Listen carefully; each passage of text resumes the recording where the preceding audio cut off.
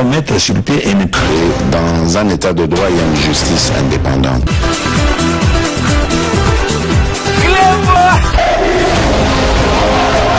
Ce n'est pas pour rien qu'il faut des conseils. C'est vrai, tu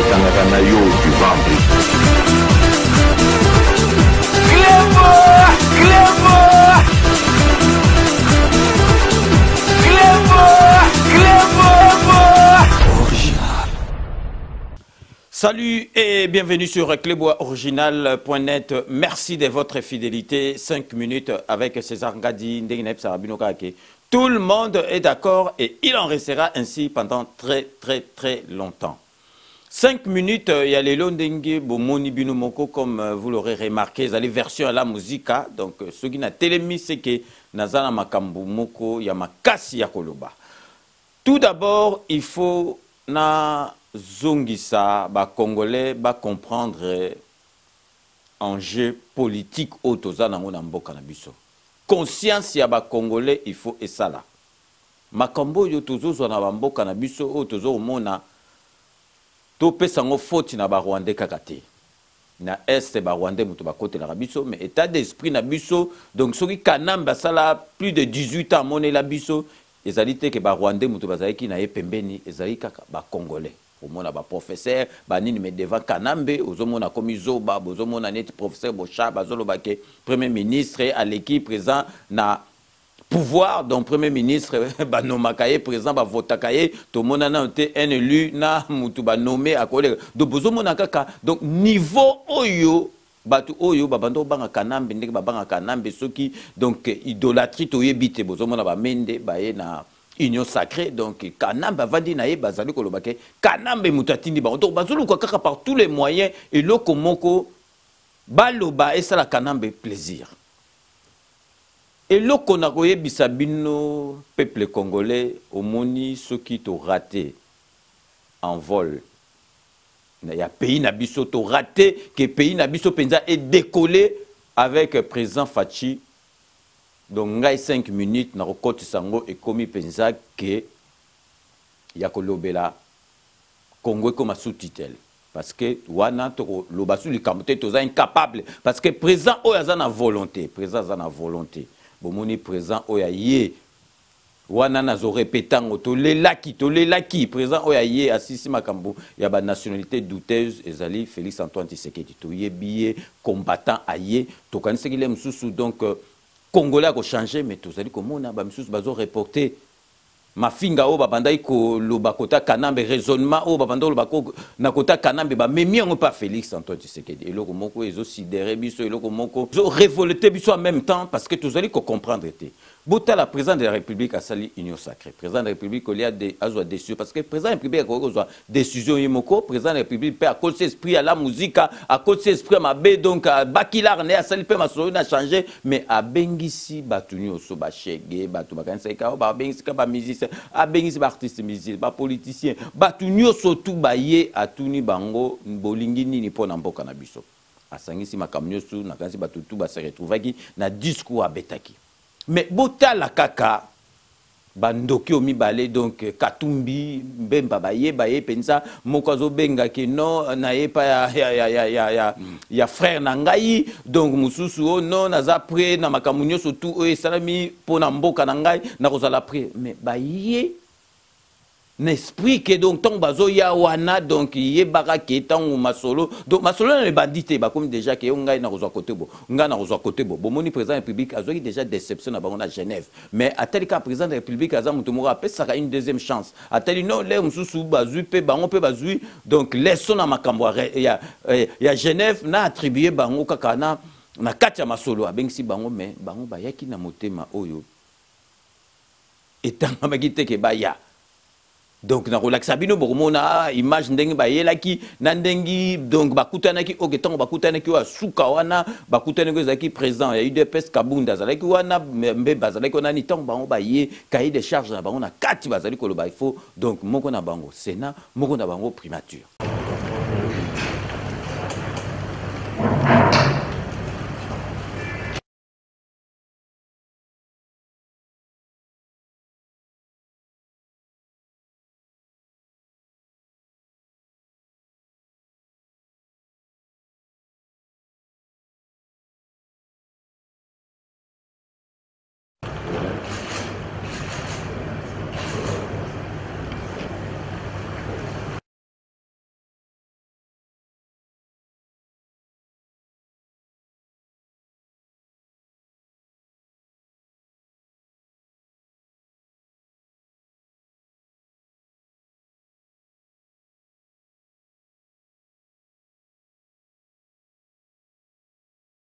Je crois que nous, on va se retirer.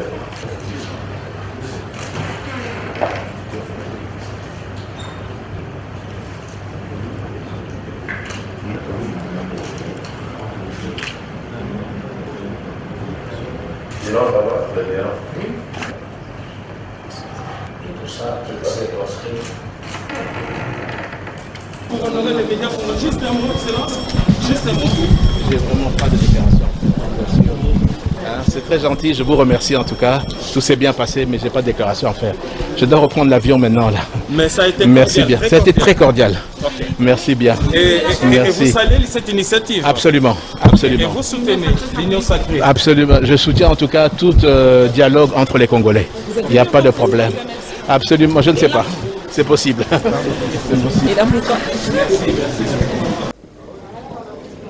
Comme Jean-Pierre Bemba il y a quelques jours, Moïse Katumbi est lui aussi sorti de son fief de Lubumbashi pour répondre à l'invitation du chef de l'État. Le leader d'Ensemble pour la République a d'abord eu un aparté d'un peu plus d'une heure avec le président de la République avant les discussions élargies à ses collaborateurs. Celui qui doit son retour au pays au processus démocratique enclenché par le président de la République n'a pas fait de grandes déclarations à la presse. Je suis venu voir le président de la République pour les consultations. D'abord, je suis venu voir un frère. Et le plus important, je crois, d'ici peu, quand il va terminer les consultations, vous saurez ce qu'on a discuté avec le président de la République. Décidément, ils sont déterminés à regarder dans la même direction pour l'intérêt supérieur de la nation.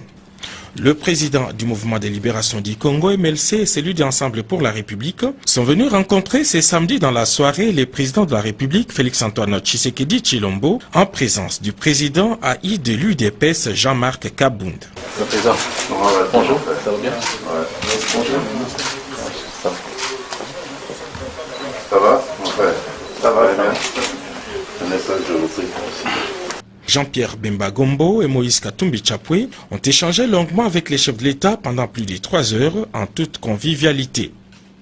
Si rien n'a filtré de cette triumvirale, on croit savoir que le président de la République et ses invités n'ont pas manqué d'évoquer les grandes questions politiques de l'heure, notamment la reconfiguration du paysage politique. Jean-Pierre Bemba et Moïse Katumbi étaient parmi les premières personnalités politiques à soutenir les consultations présidentielles par leur participation. Ils étaient aussi les tout premiers à s'exprimer publiquement en faveur de l'union sacrée pour la nation après les discours historiques des ruptures du 14 décembre dernier devant les congrès.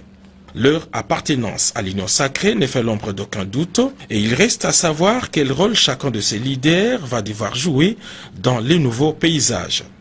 Venus de leurs fiefs respectifs de l'Équateur et du Katanga, Jean-Pierre Bemba et Moïse Katumbi totalisent à eux seuls près d'une centaine de députés nationaux, tout aussi déterminés à jouer un rôle non moins important dans la requalification de la majorité parlementaire. Les jours qui suivent. Donc, bango bazo penser kaka na bango moko, donc il faut bazo biloko no ezali pasina ma na motema nazo yoki sabino bodoka. Donc président Jean-Marc Kabound Azali, président IDPS, à Salaki qui a convoqué députés nationaux au FCC Bakoti na Union Sacrée. Donc Kabound Moutabeng si bango baye bazali ko nombre de 167 a expliqué bango ndeng makambu et commis à niveau oyoke. Donc Katumbi Mbemba qui est président de la République Andima Masolo oyo bayela qui était boyo kabino moronabilili.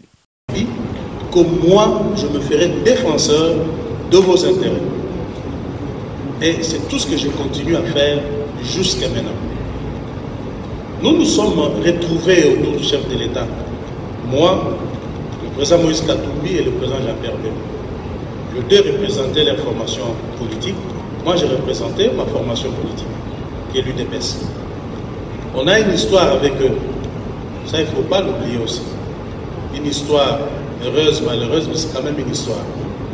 Voilà pourquoi on devait encore se retrouver dans ces formats. Et un cahier de charge a été déposé, où nos amis n'ont pas hésité de réclamer les deux institutions. Dit voilà, Katumbi prend la tête de l'Assemblée nationale et Jean-Pierre Bemba prend la primature. Tout de suite, je leur ai dit c'est pas possible. Tout de suite, je n'ai même pas attendu. J'ai dit, monsieur le président, excusez-moi, ce qu'ils disent là est impossible. Je ne peux pas comprendre qu'on vous propose pareille chose. Et j'étais direct, j'ai dit non, non, non, non, vous êtes venu tuer l'Union sacrée. On dit mais pourquoi? J'ai dit non, vous ne pouvez pas, si vous aimez Félix Tshisekedi, vous ne pouvez pas mener pareille composition. J'ai dit vous ne pouvez pas penser comme ça. Vous deux là, tels que vous êtes là, vous avez moins de 100 députés. Quand vous réclamez la primature, vous réclamez l'Assemblée nationale, c'est-à-dire que les autres n'ont rien apporté dans cette histoire. Vous me connaissez les efforts des autres. À dire, ah non, toi tu défends l'FCC. Je dis non, je ne défends pas l'FCC.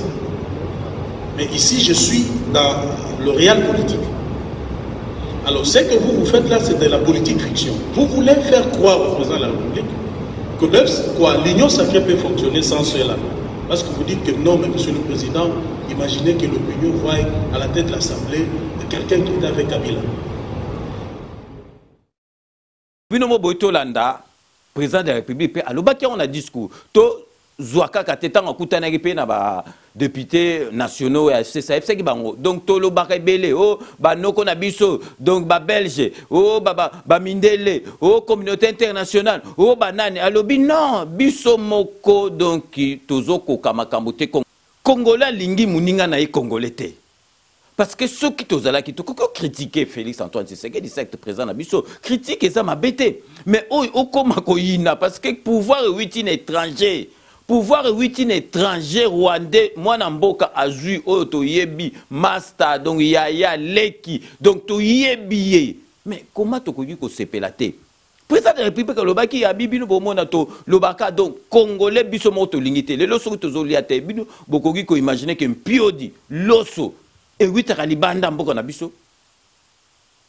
Donc au moment où ba port ba kanga ki ba port nyo surtout ba sali donc kana mena moi sine ba sali ba port na bango privé pour ba PCP ba tout mususu talaka donc ba mbisi ba tonda ne bal na biso donc ba zai capable même pas ba somba ba bateau de pêche par exemple ya c'est ba bateau de pêche ba ye ba sombi donc bateau drague donc bango ba zala ki te sikoyo bango mutu ba zaki na ba compagnie donc compagnie ya mama wana Olive Lembe wana et quand on parce que bazalaki na bango na mbongo te babandai ka ko profiter na mbongo na ya peuple congolais donc bazo zo ba futa ba taxe te ba yeboal na Noël obe okufeli mutayelo ba sac moko ya fufuna ba Thompson ou bien na ba soso yo monineti donc mbongo ya peuple congolais botela ka niveau oyo batu wana kanambe babandai konyoko na peuple congolais siko mutango donc par magie moko boye donc nsamba lingi Congo donc alongwe bozo komisaye bozolinga ya donc kanambe to lobaki na ba direct na biso kanambe fo basala tout kanambe fo azonga na Kisasa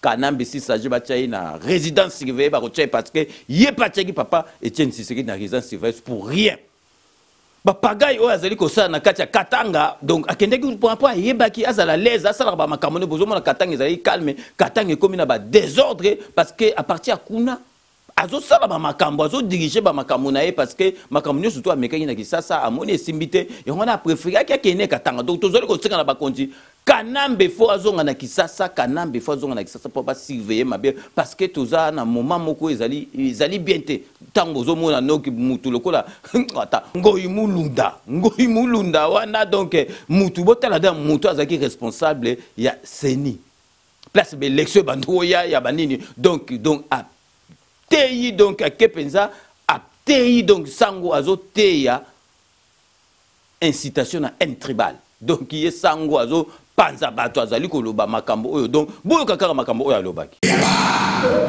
Je sais que vous ne dormez pas, vous ne rêvez que de ciseaux.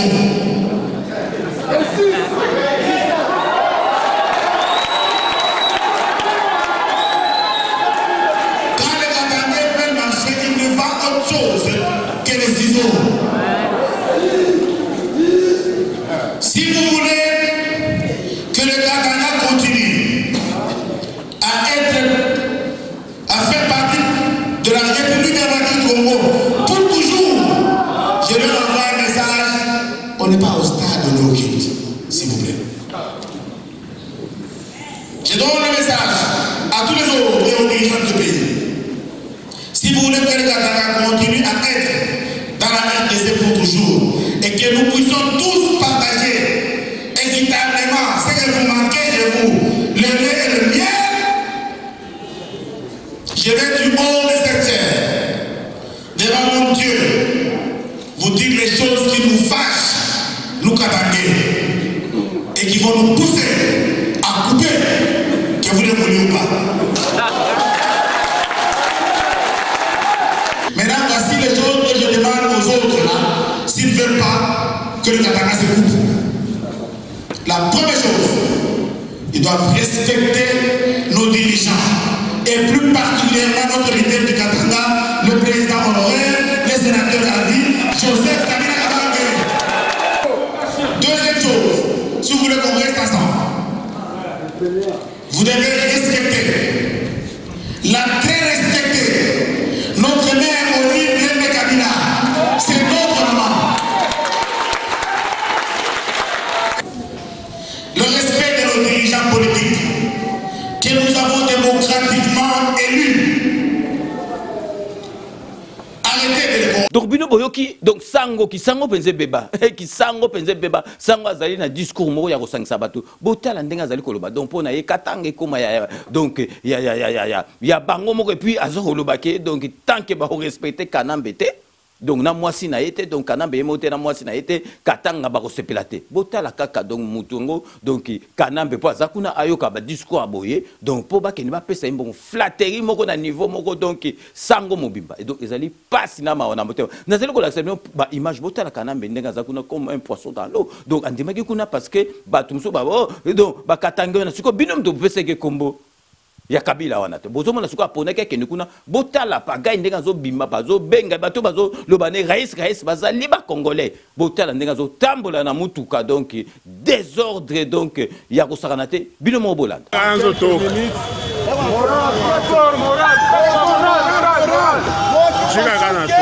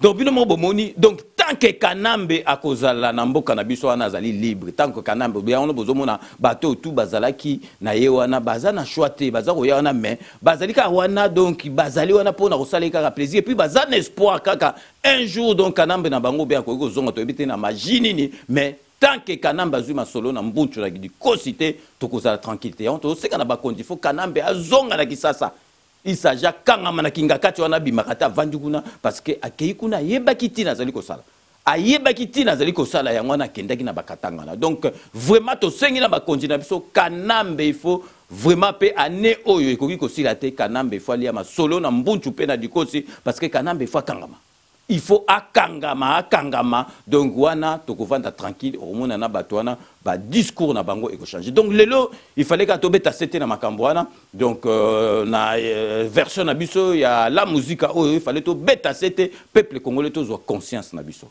peuple congolais to witi musika président oyo azali mwana mboka akoki ko trahir mboka na ete akoki ko trahir mboka na ete yango na bomoni président de la république azali ko sala tout alingi penza peuple congolais se retrouver bomoni ati union sacrée à sali yango na boulke donc dès to monaki a Macron alobaki pona ko diriger France na ko aider France za ba parti politique te albi bo na bato bazaki apesi bango lisu chance malgré tout que basalaki 2 ans na bato wana mais po basanga na pesi bango chance mais boye ba que président de la République aza yumate président de la République aza ngotobo bote yumate mbendrete ayebi makamuni azosala boka santé que donc des bazana après donc allez distributeur automatique ya ba poste boza la calme ayebi soki bino boza na ba inquiétude yepe ayebi parce que yaza na kati ya masolo Donc vraiment beau à la calme peuple congolais tozo passé moment moko donc 2021 oyo tozo passé moment moko na pays na biso na to passer en côté.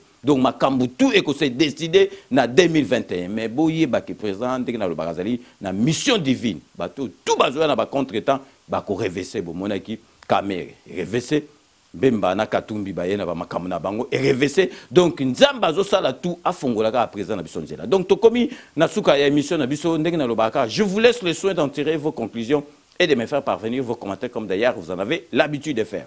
Donc je reste friand de vos commentaires, suggestions, observations, même critiques. Donc n'hésitez pas à me les faire remonter directement sur notre compte YouTube ou sur notre site internet cleboaoriginal.net. Mais ce qu'on a commis na souka boyebi base na koko tika ngote boyebi ndenge to legana ba dire bo mona ka batu oyo penza bazana habitude à robenga bazali batu na biso oyo basala ka 5 minutes ezala. Donc jamais na ko tika bango donc à chaque fois oyo na ko sala émission na ko remercier ka bango. Donc tozali na kisasa boyebi bato kisasa donc méga ya kosomba donc internet ezanete awate mais vraiment donc tozali na Willy Panzu donc vraiment abenga kabiso azopesa biso explication parce que alanda kabiso imaginez que mutazana kina olanda ba 3 heures du temps tazana ba moyen mais azolanda na 3 heures du temps azolanda émission na biso abenga kabiso pour ce que likamba to bakebo azongi penza na kati. Donc toza susu na kati vraiment à présidence hier azali donc na famille à 5 minutes. Wana ko togolo belo komote hier azana famille à 5 minutes. Tolubike bato belé balanda 5 minutes mais hier za mutu moko a salaka masolo que 5 minutes que koti fait comment directement et pas ba mi continuer sous batalango. Donc tozali ko pesa kinwani masamba kamita tout donc envoyé spécial chef de l'État. Donc vraiment bah merci na nyo surtout à sala rapport na 5 minutes avec César Ngadi. Donc si koyo tokei na kati à Londres pour na kopesa mbote na honorable Jean Moutala tika kabisote donc ya zalaka na biso boyebi kaka donc ceux qui mbala moke monsieur Koti bango baza parmi bato yo babenga biso honorable Jean Moutala merci na nyo surtout au sala kapo na 5 minutes avec César Ngadi tokei na kotia ba mama tozali kopesa mbote na Beloti Mavungu vrai chéri na kati ya Spain donc yé donc baza na staff na bango moko so kaka bouma solo Koti bakoti donc bango bazali bato o penza ba de la 5 minutes. Donc vraiment Beloti Mavungu merci na nyo surtout au sala rapport na 5 minutes avec ses angato PSAP Mama Mira ba mbote belé Mama Esther Kongolo ba mbote belé et puis tokobo sanate Mama Fina Kuyoa donc na kati ya Montréal donc ba mbote belé vraiment merci na recessé jamais qu'on remercier bino na nyo surtout au sala rapport na 5 minutes avec ses angato qu'est-ce qu'on États-Unis d'Amérique pour na repesa Richard Mboluku na moi sinaye donc vraiment Caroline Richard Mboluku merci na nyo surtout au sala rapport na 5 minutes avec César Ngadi totikali toujours na kati ya États-Unis d'Amérique pour na repesa Bonifacio na États-Unis d'Amérique ba mbote belé parce que y est vraiment moi na matadi wana donc boka penza Boniface aza penza donc patriote ozoka penza za na souci ya mboka ni tokei na kati ya Suisse pour na repesa donc pesi nanga Mukishi ba mbote belé parce que analyse na yeza la vraiment qui toko mingi donc Mukishi donc vraiment oyebikaka donc vraiment na kobosa na kaote Mukishi merci à trop donc na 5 minutes avec César Ngadi tozongi a on a kati à Paris pour na repesa Belulu Vadio akuna matata donc yazali penza muto ya pesa ba conseil na kati ya émission na biso Belulu Vadio akuna matata ba merci à trop na nyo surtout au sala rapport na 5 minutes avec César Ngadi tokei na kati ya groupe Nabiso les amis de César Ngadi pour na repesa mbote na ba administrateur nyo surtout bazali kuna donc Linda Pemba petit sœur propre na kati ya Tunisie Baby Kisinga donc vraiment ba publication na yo vraiment ceux qui mutu amoni angote donc vraiment ezali ke olubi asa avec donc Baby Kisinga merci vraiment na ba publication sala na nyo surtout ezali ko sala po na groupe les amis de César Ngadi donc tokopesa mbote na Jerry Mukuna vraiment le grand professionnel il y a métier autre vous allez ko sala azali pe administrateur na kati ya groupe merci Jerry Mukuna na nyo surtout au sala rapport na 5 minutes avec César Ngadi donc na sopesa su mbote na monsieur Jean-Marie Chibangu Monsieur Jean-Marie Chibangu, merci na nyoso to sala rapport na 5 minutes avec César Ngadi. Donc puis na keisiko awa toujours na kati ya région parisienne pour na repesa Dokotolo na biso Jean-Paul Jamba, Dokotolo na biso penza Jean-Paul Jamba on a sengi na binobo landaka émission na ye asalaka parlons santé parce que santé et l'équipe makamunyo surtout na mukilo. Donc na kosukisa na kati ya Londres pour na repesa José Kano ki kakamene José Kano Kikakamene Bambote Bele, Maître Wera Mukuna, donc Nakosugisa, na Maître Raja Moule. Donc merci, donc Tokomi Nasuka ya émission Nabiso, donc c'est vraiment la fin de ce 5 minutes avec César Ngadi. Derrière la caméra, c'était Willy Kunda. Donc nous allons nous retrouver avec grand plaisir dans 24 heures pour un nouveau numéro. D'ici là, portez-vous bien et à très bientôt. N'oubliez pas, tout le monde est d'accord et il en restera ainsi pendant très très longtemps. Bosanate Kanambe Akozwa Masolo Nambuchu Penadikos.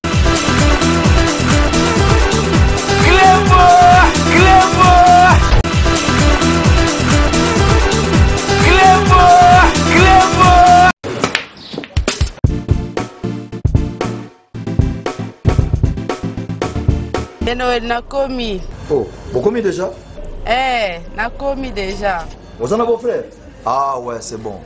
Ah, on a passé où? Boyana Bali Center, 7e rue. Ah bon? Monsieur. Bon frère, ce comme on a limité, hein, autour de l'avenue. Avenue Tropique. Voilà, avenue Tropique. Tout ça, on a tous les billard quoi. Limité 7e rue résidentielle. Hein? Ok. Ok, bof. Tout le monde a bof.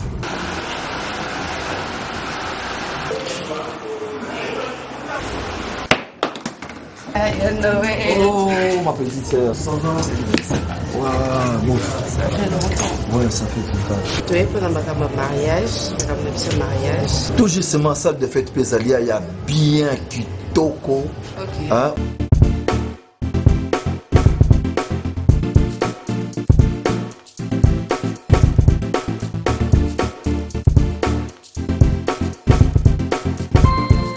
Balise Center. Un cadre magnifique pour vos diverses manifestations et vos rendez-vous d'affaires.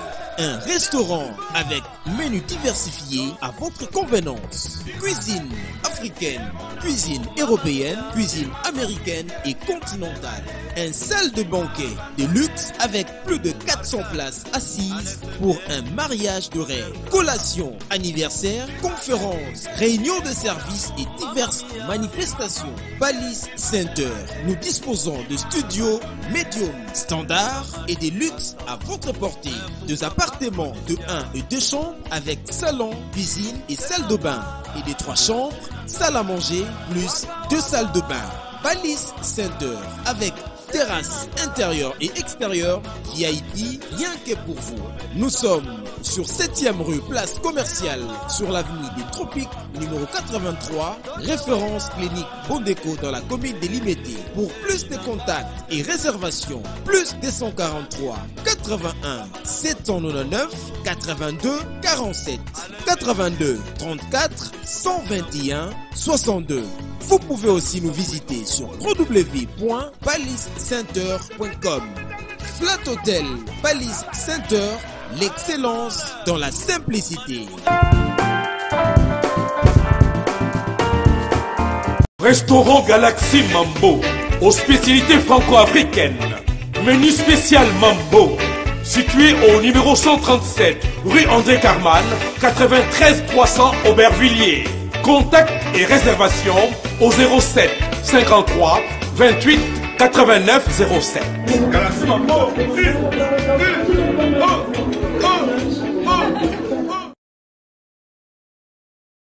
Sepela TV et yena makambu ya sika lisusu.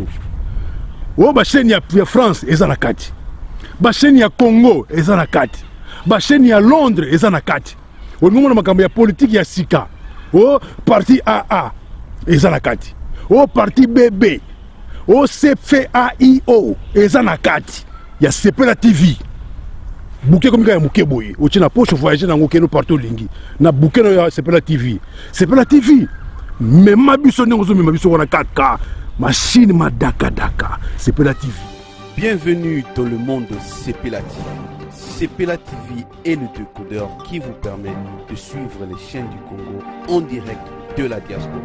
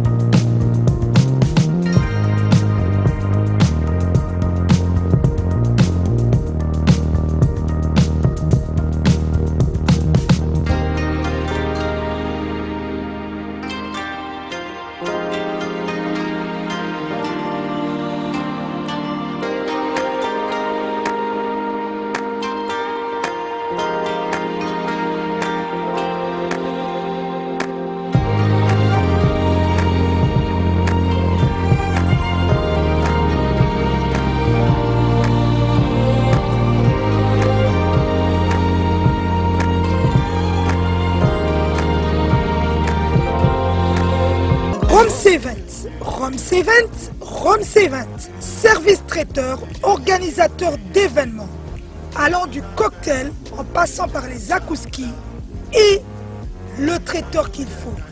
Vous avez toutes les spécialités, africaines, européennes, asiatiques, du monde entier.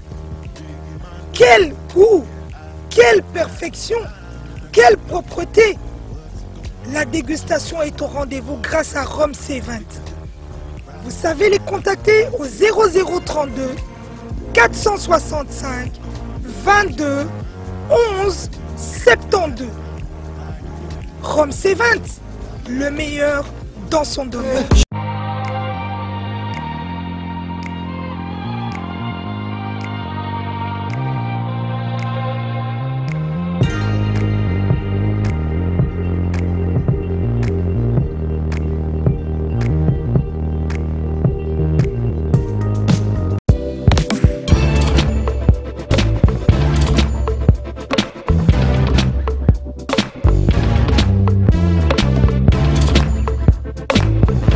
Conteneur yango todo sala adi londolé Feli Mosengo Feli todo sala conteneur ba voiture todo tina na Kisasa ba carton ezo kine Kinshasa et en plus la bonne chose voiture na yo ko tina na Kisasa te prends pas la tête yela bisango charger biloko na yo te relivrer à domicile sans un bon au teki conteneur yango todo sala comme d'habitude. Ici 2020 comme en 2021, il faut la monde. Nous tous dans la place. Nous avons la place au chargé conteneur, tous dans la place. Nous dans la vendeur local. Oui, conteneur chargement 300 €. Tu peux sur local au chargé bilogo na yo, bilogo qui. Mais système toi na moi yo ça la biso pas si. Tu recharger conteneur bien. Et comme une pomme noire 15 jours. La seule démarche Nazur enseignement habité gouvernement entre Yangambuna et Bisso. Bazaï accord na bango ba conteneur no RDC fait ça la 15 jours na pont noir. Et tant que pont noir mata di eza une journée. To peut ça rapport na nani. Na bota papa za la robe moko. Ko nzamboka luka solution. Masolo yango. Auto sala yango toujours tindika Feli Mosengo à suivre.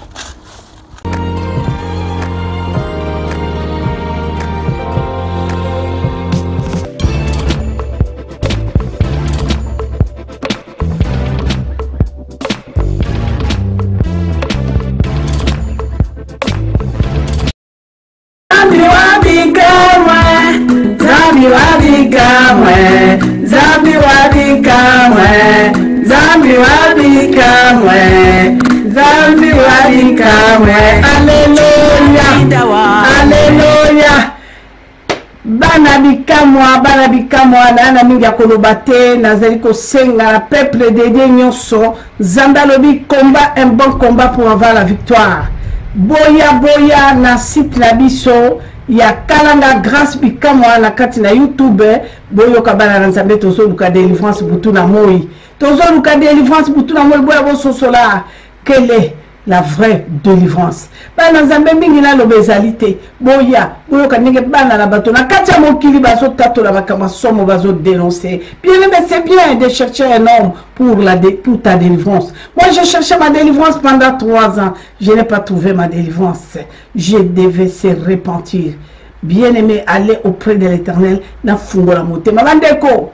Le monde est sous la prise du diable boya boyoka oyeko na katina bikamwa. Un vrai combattant, c'est celle-là qui doit combattre un bon combat pour avoir la victoire. Nazamingina Lobate, Cléboa original. Que le Seigneur vous bénisse avec les grands prêtres César Dingadi.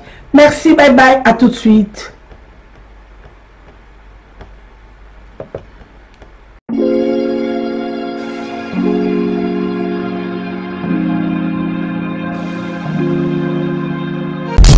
Mon premier ministre, Tina ministre Azuka, Oyo Atelemela, Mokano Nangai Wana. Big rouge. Bana Nzambe, balingami, ba victime de l'église bâtiment, na yebi koleli mingi, ba nyokoli mino mingi, ba sasi bino mingi, botika na bandako, ba mususu pe balobi to kosalela. Moi et ma famille, oh Josué Lobaki, ba mususu pe babito kokende, mais bomonaki au finalement bomonaki Covid-19, bomonaki Covid-19, bomonaki confinement, bomonaki de confinement, et tout mon côté. Mais c'est très dangereux.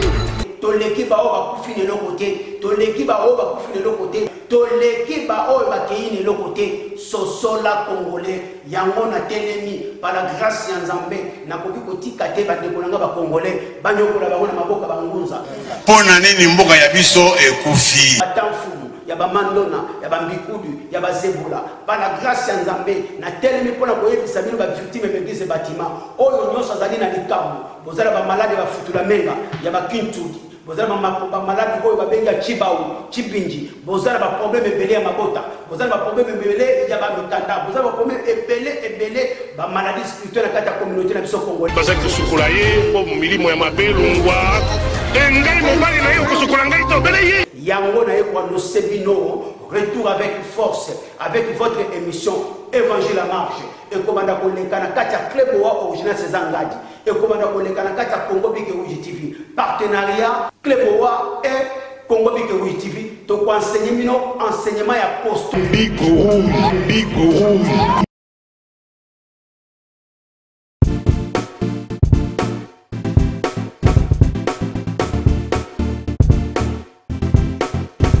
On doit mettre sur pied et dans un état de droit, il y a une justice indépendante.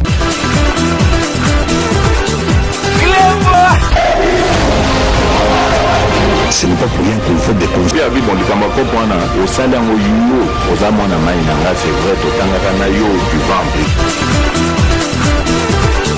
Clément!